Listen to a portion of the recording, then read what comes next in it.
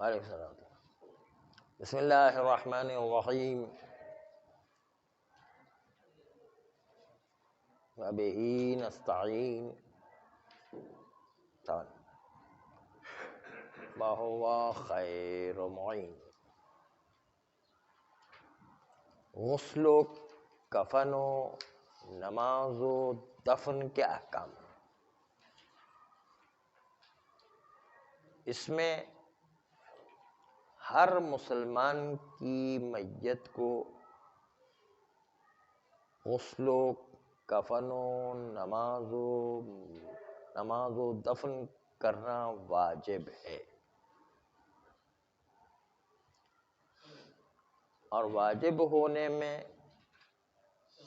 صرف نماز اہل سنت کی ہے تو ایک تکبیر کم پڑھی جاتی ہے، ورنہ باقی نماز پڑھنا بھی لازم ہے۔ اللہم اغفر للمؤمنین والمؤمنات والی ہے، وہ تکبیر کم پڑھی جاتی ہے۔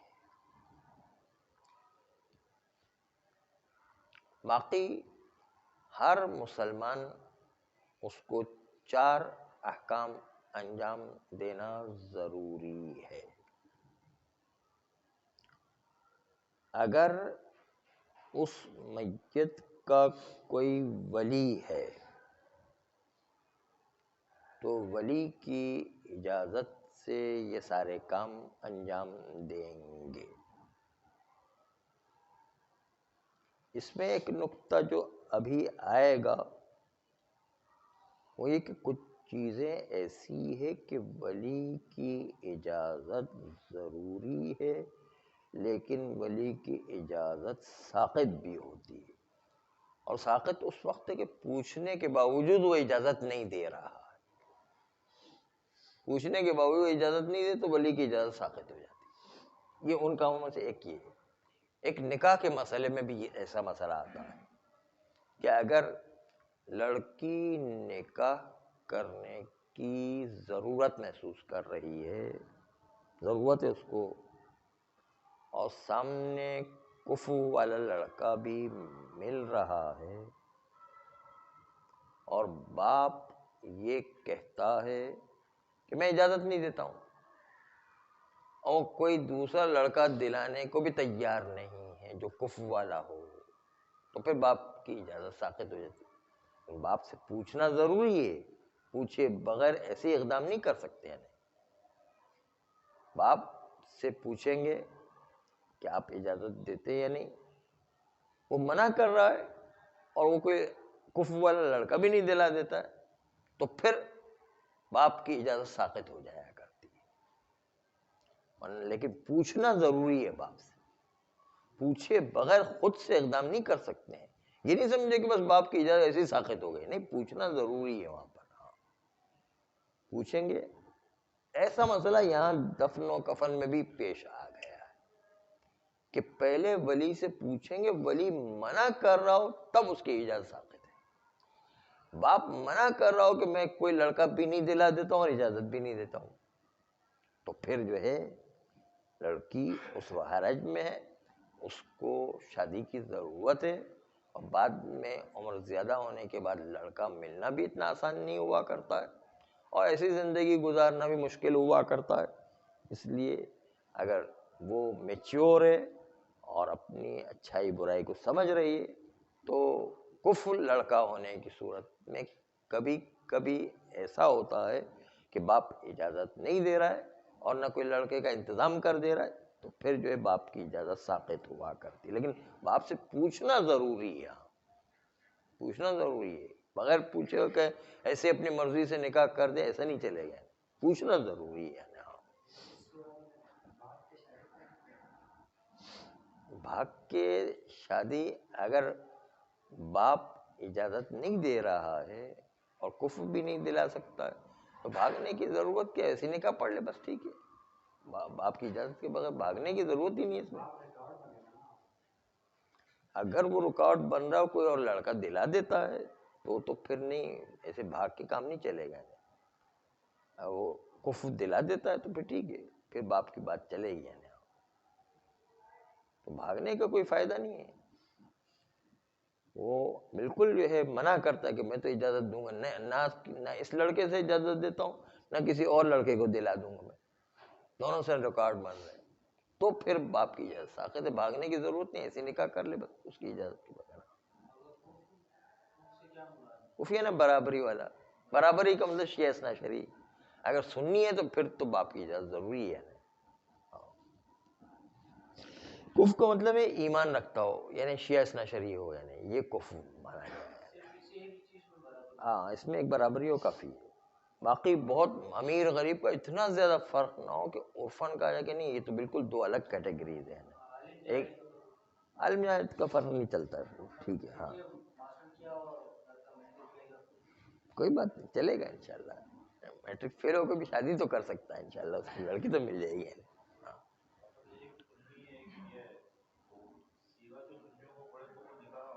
نہیں وہ سنی جو صیغہ پڑھتے ہیں وہ نکاح صحیح نہیں پڑھتے ہیں، اس لیے کہ وہ خالی قبول کرواتے ہیں اور پورا صیغہ نہیں پڑھتے ہیں، تو اس کی وجہ سے جو ہے وہ نکاح صحیح نہیں. سنیوں کا نکاح نہیں ہے. امیر بہت زیادہ جیسے ایک بادشاہ ہے، ایک بالکل جو ہے جمعدار ہے مثلا، ایسا تو نہیں چلے گا. تو پھر وہ تھوڑا سا عرف میں کہا جاتا ہے کہ یہ کفر نہیں. ہاں دونوں میں جو ہے وہ کفر جو ہے. کون سا لایا تھا ہمارا نکاح یعنی کیا؟ ہاں ہاں ان کے وہاں بھی ہو جائے گا. ہم پڑھیں گے تو ہم چونکہ ان سے زیادہ اچھا پڑھ رہے ہوتے ہیں، بلکہ ہوتا یہ کہ اہل سنت کے علماء ہمارا نکاح سنتے ہیں کہتے آپ لوگوں کا نکاح تو بہت اچھا نکاح ہے، کتنی ترتیب کے ساتھ آپ نکاح پڑھتے ہیں. ہاں وہ لوگ خود وہ تعجب کرتے کہ اتنا اچھا نکاح آپ لوگوں کا تو ہے نا.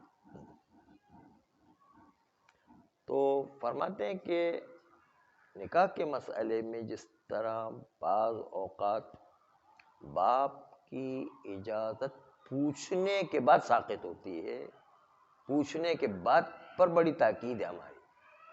لوگ بغیر پوچھے سارا کام کر لیتے، نہیں پوچھنے کے بعد اجازت ساقط ہو جایا کرتی، ورنہ پھر اجازت لینا ضروری ہوتا ہے نا. یہاں پر بھی پہلے پوچھنا ہے میت کے ولی سے کہ ہم اس کو دفن کر دیں یا نہیں کریں. وہ منع کر رہے ہیں تو پھر دفن کرنا تو ضروری ہے، اس کے بغیر تو چارہ نہیں ہے. جب جو ہے دفن کرنا ضروری ہے، ولی منع بھی کر رہا ہے، اس سے پوچھا، اگر اس نے پوچھنے کے بعد اجازت نہیں دی تو پھر اس ولی کی اجازت ساقط ہو جائے گی، کیونکہ دفن کرنا تو ہر صورت میں لازمی ہے. اس کو ایسی تو روڈ پر نہیں چھوڑا جا سکتا ہے، کسی طریقے سے بھی اس کو دفن کرنا، مسلمان کی میت کو دفن کرنا ضروری ہے. تو میں صرف ایک اجازت کے مسئلے کو آپ کے سامنے عرض کر رہا تھا کہ بعض اوقات ولی کی اجازت ساقط ہو جایا کرتی ہے. تو ساقط ہونے کے لیے شرط یہ ہے کہ پوچھنا پہلے ضروری ہے. لوگ بغیر پوچھے اقدام کر دیتے ہیں، پوچھنا ضروری ہے، اس پر توجہ نہیں رکھتے ہیں اور اس کی وجہ سے کام خراب ہو جاتا ہے. پھر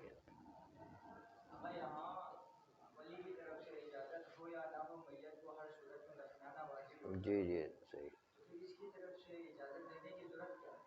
اس لیے کہ پہلا حق تو اس کا بنتا ہے، اس کا حق جو ہے میت پر پہلے بنتا ہے، اس لیے اس کو پوچھنا ہے. جب اس نے اپنا حق جو ہے وہ چھوڑ دیا یا استعمال نہیں کیا تو شریعت کہتی ہے کہ بھائی میت کو ایسے ہی دفن کیے بغیر تو نہیں جو ہے چھوڑا جا سکتا ہے، روڈ پر جو ہے سڑنے کے لیے تو نہیں چھوڑا جا سکتا ہے. وہ ولی اجازت نہیں دے تو کیا روڈ پر سڑنے دیں گے اس کو، یا حیوانات کو کھانے دیں گے؟ نہیں، کیا کریں گے؟ نہیں. اس لیے باہر دفن کر اس کی اجازت مل جائے تو اچھا ہے، اس کا حق پورا استعمال ہو. نہیں ملتا ہے تو شریعت کہتی ہے کہ پھر اس کا حق ساقط ہو جاتا ہے، پہلے اس کا حق ہے. ہاں اس لیے پوچھنا ضروری ہے.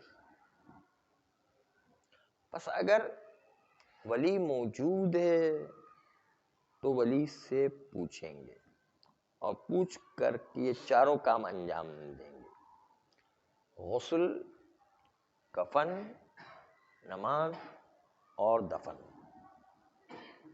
لیکن دفن کے مسئلے میں اگر کسی نے بغیر ولی کے پوچھے ہوئے دفن کر دیا، دفن جیسے مسئلے میں جو اس سے منسلک ہیں دفن کر دیا تو وہ بھی ولی کی اجازت کے بغیر دفن کر دے تو وہ بھی سیستانی کہتے ہیں کہ کافی ہے، لیکن بہرحال ولی سے پوچھنا چاہیے تھا، اس لیے نہ پوچھنے کے سے ممکن ہے وہ گناہ گار ہو جائے، کافی ہے اسے۔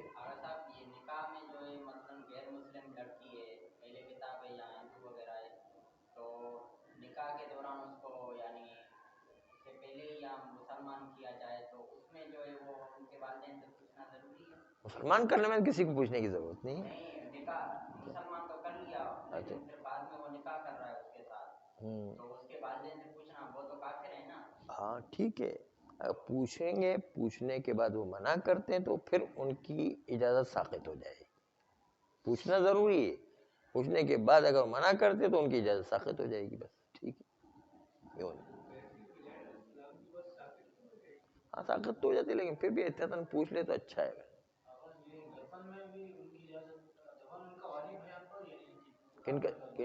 کافر کا دفن تو واجب نہیں، مسلمان کی بات ہو رہی، مسلمان کا دفن کرنا واجب ہے۔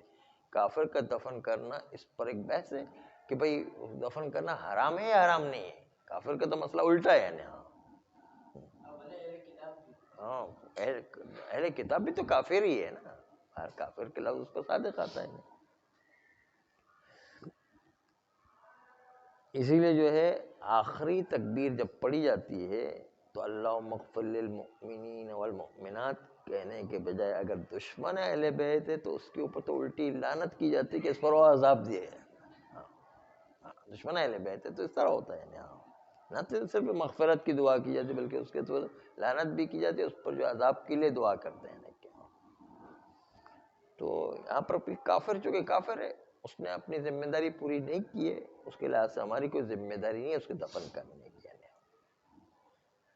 مسلمان کی بات ہو رہی کہ مسلمان اس کی میت کو غسل و کفن و نماز و دفن کا کام انجام دینا ہر مسلمان پر واجب ہے، لیکن پہلے ولی کی اجازت لیں گے۔ اور اگر کہیں دفن میں جو ہے سیستان نے کہا کہ دفن یا اس جیسی چیز جو ان سے منسلک ہے اس میں کسی نے بغیر اجازت کے دفن کر دیا ولی کے تو وہ دفن کافی ہے، اگرچہ کہ بغیر اجازت کام کرنا صحیح نہیں ہے، اچھا نہیں ہے، لیکن بہرحال دفن اس کو دوبارہ میت کو قبر سے تھوڑی نکالیں گے، وہ دفن کافی سمجھا جائے گا۔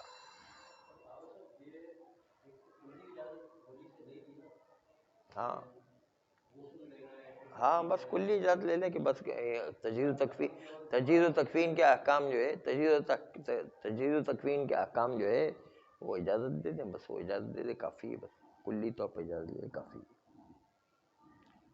پھر اگر کوئی ولی ہے ہی نہیں میت کا، یا ولی ہے لیکن ولی ڈٹ کر کے مقابلہ کر کے اجازت ہی نہیں دے رہا ہے، تو ان دونوں صورتوں میں ولی کی اجازت ساقط ہے۔ یا ولی نہیں ہے یا ولی ہے وہ بالکل منع کر رہا ہے کہ میں اجازت نہیں دوں گا، تو پھر ان دونوں کی اجازت ساقط ہے۔ اور اس کے نتیجے میں اب مسلمان سب آزاد ہے۔ آزاد ہے کا مطلب ہے اجازت لینے کی ضرورت نہیں ہے۔ اب ان مسلمانوں میں سے جو بھی بعض پہلے آگے بڑھ کر کے غسل و کفن و نماز و دفن کا اقدام کرنا شروع کریں گے تو باقی دوسرے لوگوں سے یہ ساقط ہے، کیونکہ دوسرے لوگ مشغول ہو گئے ہیں۔ اور واجب کفائی کا نتیجہ ہے کہ اللہ کو کام چاہیے، کام مطلوب ہے، کون انجام دیتا ہے یہ مطلوب نہیں ہے، کام چاہیے اللہ کو۔ کام یعنی غسل و کفن و نماز و دفن کا کام اللہ کو چاہیے، کون انجام دیتے اس سے مطلب نہیں اللہ کو ہے۔ اس لیے کام کچھ لوگ انجام دے رہے ہیں تو باقی دوسرے لوگ ان سے یہ وظیفہ ساقط ہو جائے گا۔ ہاں لیکن اگر وہ کام کرتے کرتے ادھورا درمیان میں چھوڑ دیتے تو پھر دوسروں پر واجب ہو جائے گا، واجب کفائی کی بنیاد پر، کہ کچھ لوگ آ کے اس کام کو اختتام پر پہنچائیں۔ پورا کریں، اختتام تک پہنچانا واجب ہوگا. وہ ادھورا کام کافی نہیں ہے کہ بعض لوگوں نے انجام دیا تھا. ہاں البتہ اگر ہمیں شک ہے کہ میت کے احکام کو، تجہیز و تکفین کے احکام کو کچھ لوگوں نے شروع کیا بھی ہے یا نہیں، شک کو گمان کافی نہیں ہے، بلکہ تحقیق کرنا پڑے گا کہ واقعاً کسی نے تجہیز و تکفین کا کام شروع کر دیا ہے یا تجہیز و تکفین کا کام شروع نہیں کیا ہے. تجہیز و تکفین کا کام شروع ہونے کا یقین ہونا چاہیے، تب ہماری ذمہ داری ختم ہوتی ہے. اس لیے واجب کفائی میں یہ ہے کہ خالی شک نہیں چلتا، شک کو گمان کافی نہیں ہے، انسان کو یقین ہونا چاہیے کام شروع ہو چکا ہے. اس لیے شک کی بنیاد پر اس کے پیچھے جانا ہے اور جا کر تحقیق کرنا ہے کہ کام شروع ہو گیا کفن دفن کا یا نہیں. اگر شروع ہو گیا تو پھر ٹھیک ہے، نہیں شروع ہوا ہے تو ہمیں جا کے اس کو شروع کرنا ہے. کبھی کام واجب کفائی میں ایسا ہوتا ہے کہ ایک آدمی اس کام کو شروع کر رہا ہے لیکن اس کام کے اندر ایک آدمی کافی نہیں ہے، اس کے لیے 2 3 4 آدمی چاہیے. جب تک وہ آدمی پورے نہیں ہوں گے تب تک واجب کفائی انسان کی گردن پر لٹکتی ہوئی تلوار کی طرح رہے گا اور واجب کفائی ساقط نہیں ہوگا. مثلا ہم گاڑی میں جا رہے تھے، راستے میں جنگل میں ایک اتنا بڑا درخت گر گیا ہے کہ 1 2 آدمی کا کام نہیں اس کو اٹھانا ہے. راستہ صاف کرنا بھی واجب ہے، وہ بھی واجب کفائی میں سے، راستہ جو ہے اس کو خالی کیا جائے. واجب کفائی امور میں سے ایک یہ بھی ہے کہ راستہ صاف کیا جائے. لوگوں کی ضرورت کا جو بھی کام ہے وہ واجب کفائی بن جاتا ہے. راستہ صاف کرنا جو ہے واجب کفائی ہے. اب 1 2 آدمی کافی نہیں ہو رہے کہ اس درخت کو اٹھائیں کیونکہ بہت بڑا درخت ہے. تو اب فرض کریں اس میں 20 آدمی کی ضرورت ہے، تو جب تک 20 آدمی پورے نہیں آئیں گے تو سب کے سب گناہگار ہیں کہ جو اس درخت کو اٹھانے میں مدد نہیں کر رہے ہیں. اس طرح دفن کافر، کفن، غسل اور نماز میت، اس کے لیے فرض کریں کہ کوئی ایسا وہ مرحلہ ہے کہ اس میں 5 آدمی کی ضرورت ہے. نہیں 5 آدمی پورے ہونے چاہیے، اس کے بغیر کام نہیں چل رہا ہے. مثلا پانی لانے کے لیے ایک بہت جو ہے مشکل مرحلہ ہے، ہماری طرح نلوں کے اندر پانی نہیں، بہت سی جگہ پانی لانا خود ایک بہت بڑا کام ہوتا ہے. نہیں پانی لانا، پھر اس کو میت کو دفن کرنا، میت کو غسل دینا، پھر اس کو نماز پڑھنا، پھر اس کو دفن کرنا. دفن کرنے کے لیے اٹھانے کے لیے 1 آدمی کا تو کام نہیں ہے، 4 آدمی 4 طرف سے کم از کم اٹھائیں گے. وہ بھی جو ہے ایک دفعہ جو ہے حرم میں ہم لوگ جا رہے تھے، اتفاق سے ایک میت آئی، تو وہاں پر بعض اوقات مزدور لوگ ہوتے جو اٹھا رہے ہوتے. اب وہ کوئی بڑے جوش میں آ کے ایک مزدور سے جو ہے ایک سامنے لے لیا، پیچھے مڑ کے دیکھتا ہے تو کوئی ہے ہی نہیں پکڑنے والا، پورا راستہ پھنس گیا بیچارہ. تو 4 آدمی بھی کبھی کافی نہیں ہوتے ہیں، اس کے لیے بار بار باری بدلنے کی ضرورت ہوتی ہے، اٹھا کے جو قبرستان تک لے جائے، ورنہ پھنس جاتا ہے آدمی کہ 1 آدمی کہاں سے جو ہے قبرستان کو اٹھا کے لے جائے، اٹھا کے پھنس گیا. تو یہ سب ہی ہوتا ہے. تو 1 آدمی کافی نہیں ہوتا اس میں، پھر جو ہے وہ اس میں 4 5 آدمی کم سے کم ہونا چاہیے کہ جو قبرستان تک کم از کم اس تابوت کو پہنچا سکے، ورنہ راستے میں لٹک کے رہ جائیں گے. تو واجب کفائی میں اتنا دھیان رکھنا ہے کہ کام کرنے والے افراد درمیان میں بھی نہ چھوڑ دیں اور افراد بھی پورے ہوئے. ایسا نہیں کہ درمیان میں اتنے افراد کم ہو جائیں جس کی وجہ سے وہ کام درمیان میں اٹک کر رہ جائیں، وہ جو ہے کر ہی نہیں پا رہے، کیونکہ جو ہے جتنے آدمی وہ سارے کام کر ہی نہیں پا رہے. وہ تابوت اٹھائیں 2 آدمی نہیں اٹھا پا رہے ہیں، 4 آدمی چاہیے باقاعدہ، جو کم از کم قبرستان تک پہنچانے کے لیے 4 آدمی تو کم سے کم چاہیے. 4 آدمی بھی کبھی کافی نہیں ہوتے ہیں، دور جو ہے قبرستان ہے تو پہنچانے کے لیے وہ کم از کم باریاں بدلتے بدلتے بڑی مشکل سے قبرستان تک پہنچتا ہے. تو اس لیے جتنے آدمی چاہیے اتنا لے جانے کے لیے آدمی ہونا ضروری ہے. یہ ادھورا چھوڑنے کا مطلب یہ کہ ادھورا یا تو کام چھوڑ دیں یا افراد کم ہو جائیں، جس کی وجہ سے بھی کام جو ہے درمیان میں اٹک جاتا ہے، تو پورا کرنا ہے. ابھی درخت کی مثال پیش کی کہ درخت میں 4 آدمی بھی ہے تو کام نہیں کہ 20 آدمی پورے چاہیے، کم سے کم 20 آدمی ہوں گے تو درخت کو اٹھا کر کے کنارے پر لگائیں گے. اور واجب کفائی کہ روڈ کو خالی کرنا چاہیے، ہر آدمی کی ذمہ داری کہ روڈ کو خالی کرے، کیونکہ لوگوں کے شارع عام ہے کہ جہاں پر سے لوگوں کا آنا جانا ہے، تو یہ کب تک روڈ بند رہے گا؟ اس لیے جو ہے اس کو اٹھانا ضروری ہے. روڈ کا کام بھی آدمی کی واجب کفائی کی ذمہ داری ہے. اسی طرح جو ہے کہیں پر اور رکاوٹیں آ رہی ہے، مثلا ایک جگہ سے دوسری جگہ عبور کرنے کے لیے پل بنانے کی ضرورت ہے، تو واجب کفائی کہ پل بنایا جائے.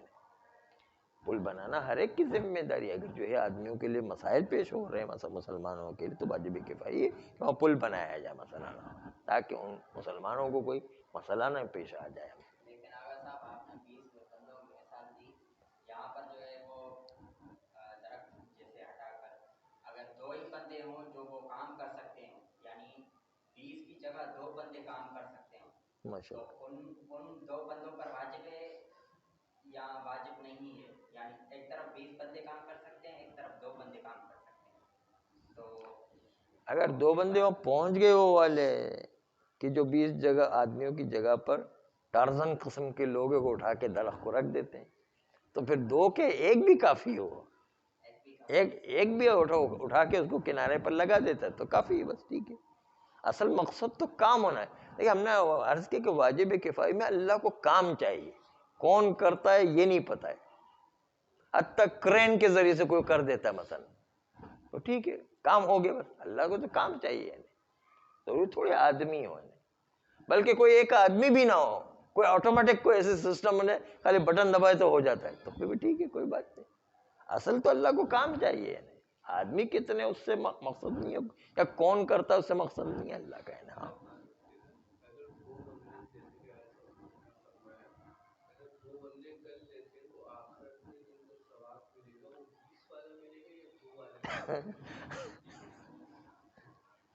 اللہ نیتوں کو دیکھتا ہے اصل میں، کہ اگر آپ کی نیت 20 آدمی کے کام کرنے کی ہے. جب مسجد النبوی پہلے بن رہی تھی شروع میں پیغمبر اسلام صلی اللہ علیہ وسلم کے زمانے میں،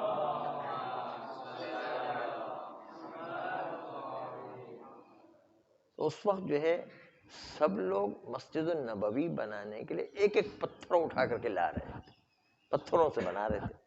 عمار یاسر اتنے جوش میں تھے کہ 2 پتھر اٹھا کے لے کے جاتے. تو ان کی نیت تھی کہ بھائی میں جو ہے زیادہ زیادہ حصہ لوں مسجد بنانے میں، ان کو ڈبل ثواب ملے گا.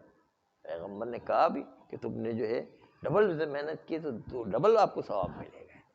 اس کی نیت تھی کہ بھائی جتنا ہو سکے دوسرے لوگ کام اس سے ڈبل میں کام کروں. تو اچھی بات ہے، کسی کے پاس طاقت ہوتی ہے نہیں تو ڈبل کام کیا کر. اس طرح سلمان فارسی بھی بڑے صحت مند تھے، حالانکہ ان کی عمر بہت تھی، 120 سال کی عمر میں وہ اسلام لے کر آئے. اس سے پہلے عیسائی تھے، بہت ان کی عمر بہت تھی، لیکن بہت صحت مند آدمی تھے. اس لیے اتنا کام کرتے تھے. وہ جو جنگ خندق میں جو کھدائی کرنے کا کام تھا تو ہر پیغمبر نے 5 آدمیوں کی ٹیم بنائی تھی کہ آپ اس علاقے سے اس علاقے سے کھدائی کریں. تو جو کھدائی کرنے والے تھے اس میں سلمان فارسی جو سب سے زیادہ کھدائی کر کے جو ہے مٹی نکال رہے تھے. تو سب نے کہا سلمان ہمارے ساتھ ہے، اس نے کہا سلمان ہمارے ساتھ. اصحاب وہ جو انصار کہنے لگا یہ جو ہے سلمان ہمارے ساتھ ہے، وہ جو مہاجرین کہنے لگے ہمارے ساتھ ہے. تو پیغمبر نے کہا سلمان منا اہل البیت، سلمان ہمارے ساتھ ہے، وہ کسی کے ساتھ نہیں ہے. تو یہ ایسے واقعات بہت سارے ہوئے ہیں کہ ہر ایک کی اپنی نیت ہے. وہ اتنا زیادہ کام کر رہے تھے، ڈبل کام کر رہے تھے لوگوں سے. تو اگر واقعی اس کی نیت سے ڈبل کام کرے، محنت کرے، تاکہ جو ہے ایک دین کا کام آگے بڑھے، پیش رفت جتنی کرے گا، جو قربانی جتنی دے گا. ابھی میں عرض کروں کہ انسان یہ چاہتا ہے کہ انسان کی روح میں تغیر و تبدل پیدا ہو. تو اس تغیر و تبدل میں سب سے زیادہ عنصر انسان کتنی راہ خدا میں قربانی دیتا ہے. جتنی قربانی دے گا اتنی ہی اس کی روح میں تبدیلی پیدا ہو اور اس کی روح جو ہے بہتر ہو جائے. اس لیے کوئی ایسا معاشرہ ہے کہ جہاں پر داڑھی نہیں رکھی جاتی ہے اور وہ قربانی دے کر، یعنی اپنی عزت کی قربانی معاشرے میں دے کر وہ داڑھی رکھتا ہے، تو اس نے سب سے پہلے اقدام کیا ہے اور اپنی عزت جو معاشرے میں گنوائی ہے کہ یہ کتنا بے وقوف آدمی ہے، جاہل آدمی ہے کہ جو ہے داڑھی رکھ کے بوڑھا لگ رہا ہے. ابھی صحیح مثلا بہت ساری باتیں سننا پڑتی داڑھی رکھنے والوں کو. کوئی کہتا ہے چچا ہے، کوئی کہتا ہے بابا ہے، کوئی فلاں کہتا ہے. داڑھی رکھنے میں بڑے مسائل ہوتے ہیں نا، بڑی باتیں سننا پڑتی ہے نا. تو یہ جو ساری باتیں معاشرے میں سننا پڑتی ہے، تو ساری داڑھی رکھنے کی رسم کو ایجاد کرنے کا ثواب بھی ملتا ہے. اور آپ دیکھیں کہ یہ قربانی اس نے چونکہ سب سے پہلے دی، تو قربانی کے اللہ اس کے دل میں ایک نور پیدا کرتا ہے خود بخود، اور اس کے نتیجے میں اس کی دینی پوزیشن اس پہلے کی نسبت بہت زیادہ بہتر ہو جائے گا. جو جتنی بھی راہ خدا میں قربانی دے گا اتنی ہی اس کی نفس کی حالت بہتر ہوگی. قربانی سے سب سے زیادہ انسان کے نفس میں تبدیلی پیدا ہوگی. اسلام سے پیسہ نہیں کماؤ، اسلام پر پیسہ نچھاور کرو، تو پھر جو ہے اسلام سے خدمت نہیں لو، اپنی خدمت اسلام کو پیش کرو، تو دیکھو کتنا انسان کے اندر وہ بہترین نتیجہ ہوگا اور روح میں تبدیلی پیدا ہونے کے لیے کتنی آپ اسلام کے لیے قربانی دے رہے ہیں، اس سے تبدیلی پیدا ہوا کرتی ہے.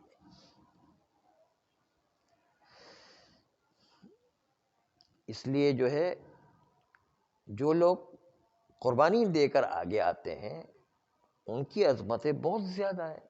جو اسلام کی چلتی ہوئی گاڑی میں سوار ہو جاتے ہیں تاکہ اب اسلام ترقی کر رہا ہے، چلو ہمیں بھی کچھ حصہ مل جائے گا اس میں، اور جو قربانی دے کے اسلام کو پیش رفت کرتا ہے، دونوں میں زمین آسمان کا فرق ہے نا. چنانچہ پہلا مسئلہ تو یہ ہوا کہ چاروں کاموں کے اندر حقیقت میں ولی کی اجازت لینا. اگر ولی نہ ہو یا ولی اجازت نہ دے تو پھر اس کی اجازت ساقط ہو جایا کرتی ہے. اور شک کی صورت میں کہ کام شروع ہوا یا نہیں تو تحقیق کرنا لازم ہے. اگر کسی کو یقین ہو جائے کہ کام تو شروع ہو گیا ہے لیکن یقین ہے کہ وہ کام غلط انجام دیا گیا، غسل غلط کیا گیا، کفن غلط دیا گیا، نماز غلط پڑھی گئی اور دفن غلط کیا گیا ہے، تو اب اس پر واجب ہے کہ اس کو جا کے نئے سرے سے اصلاح کرے. دفن ہو گیا تو دفن کا مسئلہ الگ ہے، دفن کے علاوہ باقی چیزیں جو ہے اس کو صحیح کر لینا ضروری ہے. دفن ہو جانے کے بعد کھولنے کے لیے بڑا مسئلہ ہے، وہ بعد میں احکام آئیں گے. لیکن اگر پتہ کہ غسل غلط دیا گیا ہے تو صحیح غسل کرنا ہے، کفن غلط دیا گیا ہے تو صحیح کفن دینا، نماز صحیح غلط پڑھی گئی ہے تو صحیح نماز پڑھنا.